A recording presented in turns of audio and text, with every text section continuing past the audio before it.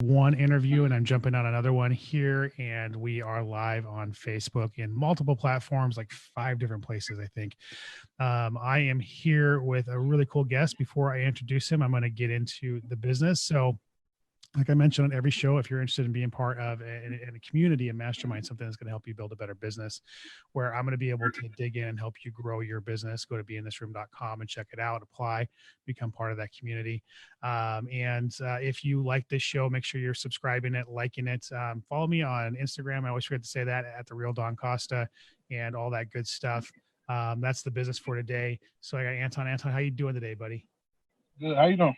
I'm doing good. So you are the virtual wholesaling person here, and you do the VA thing. You do a lot of really cool stuff. But before we get into all the cool stuff that you're doing in your business, let's talk about how you got started. When did you get started, and how you get started? Yeah, so I've been around real estate my entire life. My grandfather was a general contractor at DC. He did a lot of renovations for flippers. That's even before I knew exactly what was flipping. So in the 90s, I was about 10 years old. On the weekends, I go to my granddad's house and we got houses, and I fell in love with it. When I seen this guy hand my grandfather a $5,000 check, I really fell in love with it. So, I grew up in Washington D.C., born and raised, and my mom moved me out to Temple Hills, Maryland. And I graduated from a school called Crossland High School. And when I graduated in 2007, I was about to get my real estate license to, start my real estate journey. And my parents ended up losing their house in foreclosure around 2007, 2008. So I guess the market went bad. I didn't know what that meant at the time. And I decided to get a job. So I started working at McDonald's, third shift. And my friend Jeremy called me up one night and said, "Hey, this company is hiring, a hotel is hiring, and I heard they're paying really good money. We should go apply." So I said, "Okay, let's give it a shot." We went down and applied. I met this guy, this really awesome guy. I'm still friends with him, named Boss. He gave me a shot. I told him, "Man, I'm willing to wash dishes." I literally made it a joke, and literally, he hired me right on the spot. He hired me at $12.40 an hour. When I got my first check, I literally told my parents, "I'm gone. Peace out. See you later." And I literally moved out. I moved out when I was 18. I'm 31, and I never looked back ever since. And that's how I got started in real estate. So then, as I left the hotel, and then I started my first company. I started it. So yeah, so I started tagging title in the state of Maryland. Instead of going to the DMV and getting your tags, you can go to what we call a satellite office. Anybody can open up one, and we have tags right there and there, and you don't have to stand in line all day. And we had 3 locations. It did well, and the issue was, to me, it wasn't truly a business because you was technically working for the state, and it was regulated, so there was a lot of politics with it. It stressed me out. We made a ton of money, and then we ended up taking that money and moving it over to real estate. So in 2016, I really caught the real estate bug. I started going to little rears and meetups and stuff. And in 2017, we purchased our first deal. We did a fix and flip, and hey, Don, we got our butt handed to us. We did everything twice in the house. We still came out making a little bit of money, but that was one of the biggest masterminds that I could put myself through. Yeah, that's there's no substitute for the school of reality, of experience, right? Of doing something and not doing it right, and stuff like that. So very cool. So do you still fix and flip now, or are you primary wholesale? Yeah, I still fix and flip. We What was crazy, we started doing wholesaling by accident. We just started doing our own in-house self lead generation, and then the deals that we didn't want to purchase or keep, we just wholesaled out. So then we just blew that up into our actual formal wholesaling company. Very cool. So you have done very well when it comes to VAs, and tell me about, like, what do you utilize VAs for in your business? How do you utilize them? Break that down for me. Yeah, so for me, in my first business, I understood that in order to survive through the hard times, you have to keep your costs low. So when someone introduced me to saying, "Hey, a person can work for you for $4 an hour, and they're just as skilled as an American person," that idea kind of like really got me excited. So I took that idea and blew it up. And now, like, I use VAs for everything. I don't have no American people to work for me. Except for like when we do co-wholesale deals with people. But outside of that, on a day to day, I got 10 people work for me directly. And that's for my real estate company as well as my product company and my training company for my VAs. And I love it. So anything that requires a computer and a working telephone, I outsource. Okay. What were some of the challenges that you faced when you did that for the first time? I mean, obviously there was a learning curve there. Did you hire a company that trained for you, or did you have to try to figure all that out on your own? So what I realized was there wasn't anybody actually teaching people how to manage VAs, right? That's not something that's normal. Like you just hire a third party company, they give you a VA, and whatever they say, that's how it goes. And I struggled. I struggled the first 6 months, and for the first 6 months, I built out systems. So I went back to what I knew, which was the hotel industry, and I created a standard for every process I had. I created metrics. I created standard operating procedures, and I just like made everything a consistency standard. And that literally took me to the next level. The way we answer the phones became a standard.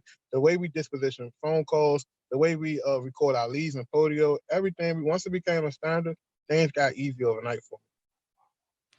Yeah, that's so break that down because people, okay, so systems, standards, practices, standard operating procedures, like that's one of the biggest things that people get hung up on.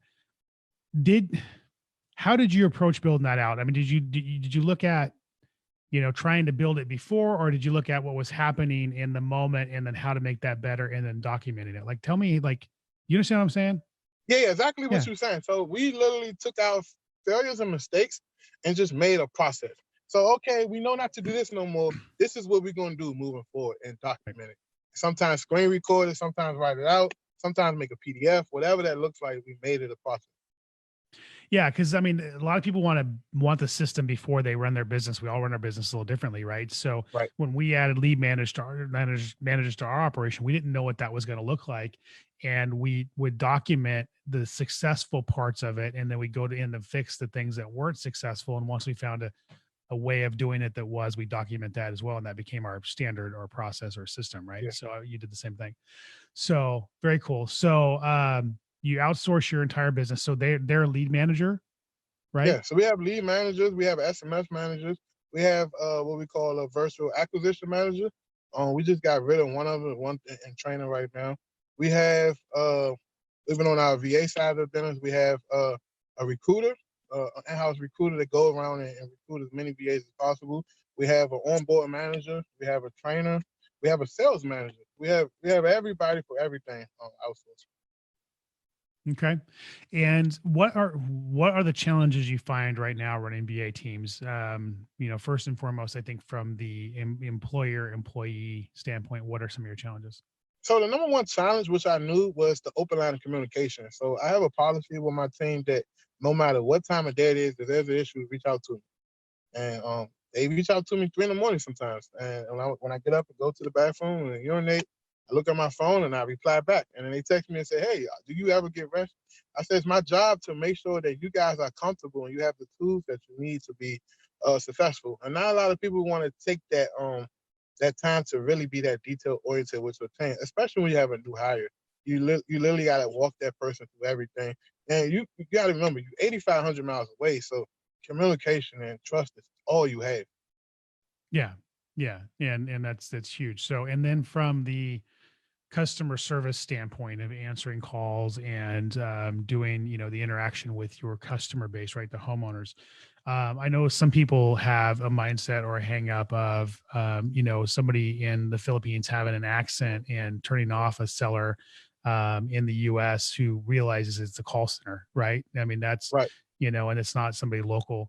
How have you overcome some of those things? And do you feel like that affects your business at all? No, so I think that's just a stereotype, right? Because you gotta understand, who are we as a country? United States of America, we're a melting pot. Everybody from somewhere. So Right. the whole where you from, like, I get if you sound country or not, but we vet our team. So we don't want anybody with such an accent that it sounds agitating on the phone, but we don't mind a small accent. We can work with that. We train people to really say the words in a way that it's supposed to be said, instead of that dialect that really you can tell that they're not from around here. So we really focus on that, and then we just make our team comfortable. We meet with everybody. We try our best to meet with each team member individually and coach them up, and we listen to their phone calls. and we just give them our feedback, and we try our best to work with people. And every time I make a hire, I tell myself it's a 6 to 8 month process to get that person to be what I want them to be in my company. Okay. Very cool. So you don't have your team mislead on the calls that, if somebody was to ask them if they're, are you a call center? Are they Yeah, honest? so Yeah. we tell them, hey, we're a homebound company. We buy up and down on the East Coast, and we are located based out of the DC area. And most homeowners, they don't really think much of it. Right. They question us, and we have credibility. So we did a good job with building out SEO. So when they Google our company, we pop up. We did a good job with having a website, and we train our team to say, hey, if someone's asking these questions, here's a rebuttal for that.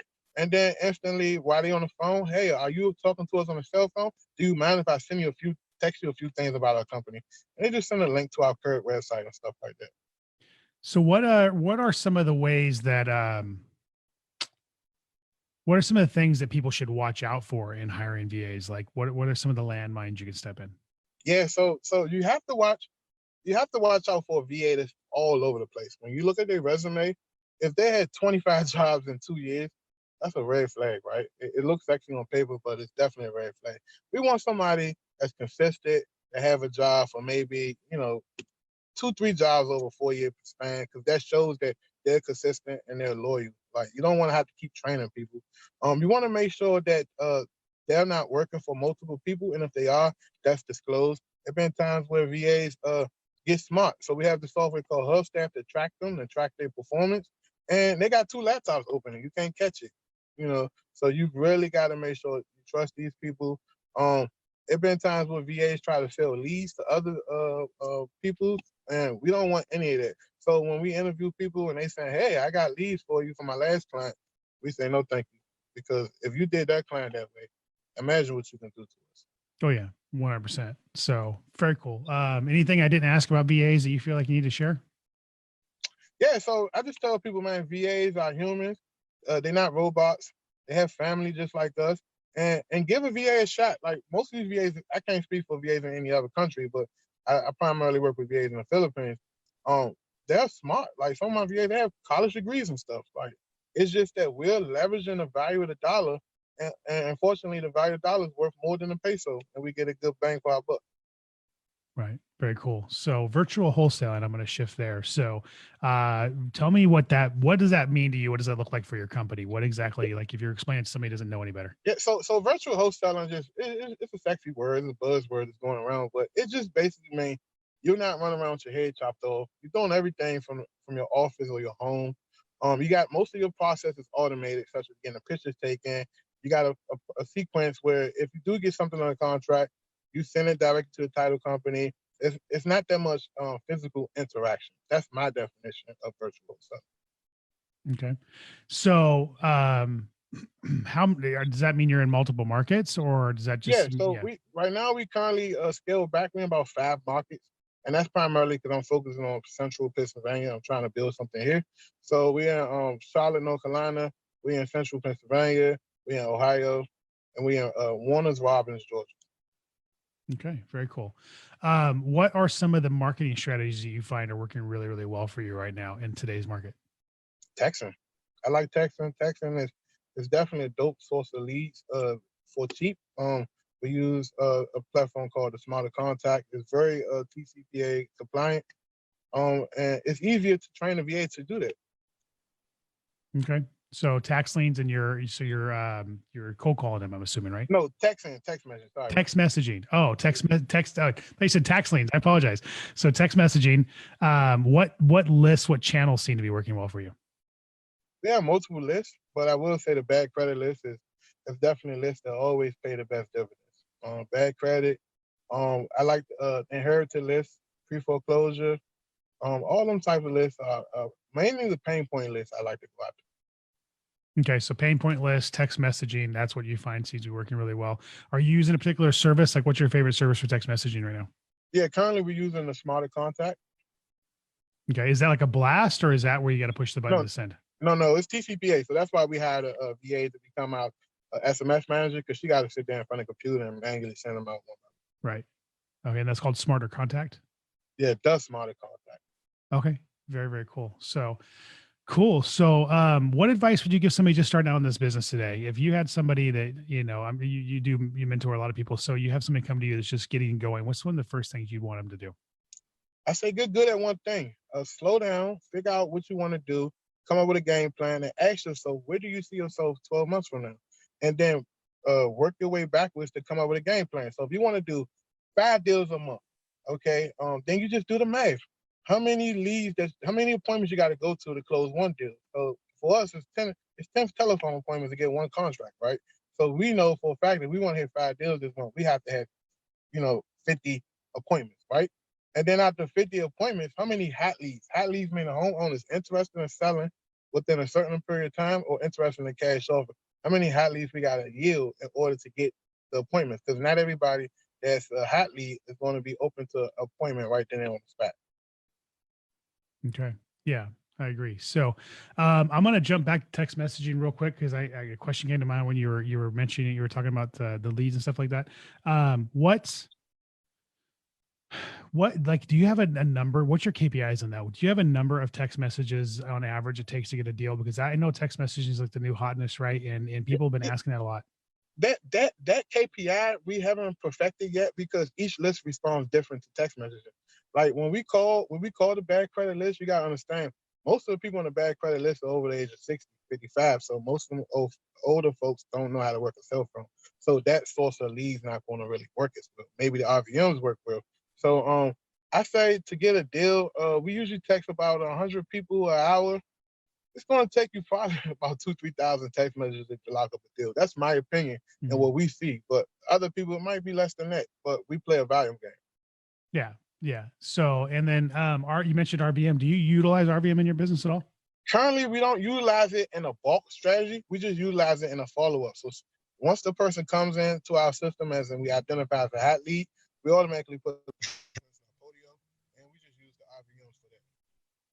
Very cool. I'm losing you there a little bit for a second, but I think the gist of that. So, cool. All right. Well, what advice would you give somebody who is wanting to, I don't know,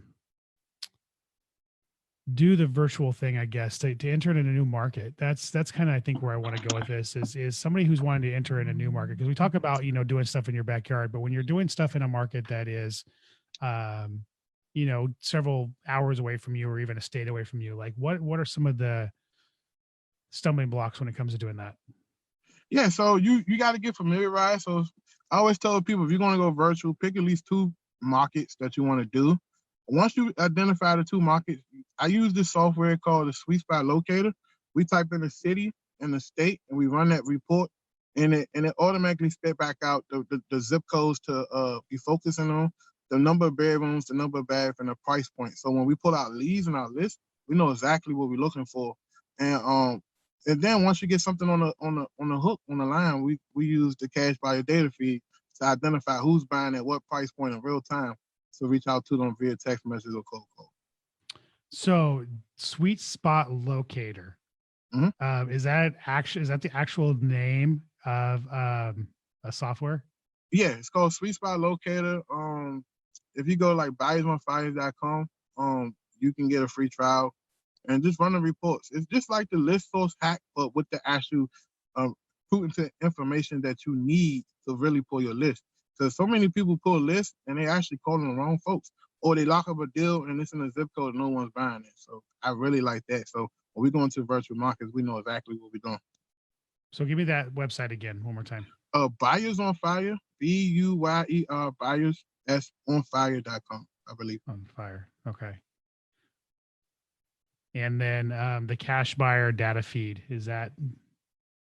Yeah, you just Google cash buyer data feed, it pops up. It's basically a database of cash buyers. We typically, when we go look for a cash buyer, we want to see a cash buyer who bought 5 or more cash transactions in the last 12 months. And the reason is we know that they're a little more sophisticated. So when we send them deals, they should have a process in place. They should know how to underwrite, and they should be able to make a decision really fast. Okay. So I'm going to dig into the Sweet Spot Locator one more time, because you piqued my interest on that. So that is, you buy a list from that, or they just tell you where to buy, what the best No, they zip just codes? tell you. So like, Okay. say for example, if I wanted to open up in Fresno, California, which I wouldn't, right? I just go Google Fresno, California, and the sweet spot located. It automatically generates a PDF report. It tells me all the zip codes that I can wholesale in, all the zip codes I can prehab in, and all the zip codes to avoid. So instantly, we know not to put a list in the zip codes to avoid, obviously, and focus more so on the zip codes that we can wholesale in.